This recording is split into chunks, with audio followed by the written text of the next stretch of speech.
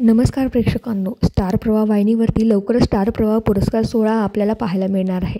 या पुरस्कार सोहळ्यामध्ये सर्वोत्कृष्ट रोमॅन्टिक जोडी हा पुरस्कार कोणत्या जोडीला मिळालेला आहे पाहूया आता या व्हिडिओच्या माध्यमातून। तर मित्रांनो, सर्वोत्कृष्ट रोमॅन्टिक जोडी हा पुरस्कार स्टार प्रवाह वाहिनीवरील मुरांबा या मालिकेमधील रमा व अक्षयला मिळालेला आहे असल्याचंही समजत आहे। नुकताच त्यांनी त्यांच्या सोशल मीडियाच्या माध्यमातून त्या संदर्भातल्या चाहत्यांना आनंदाची बातमी शेअर केलेली आहे।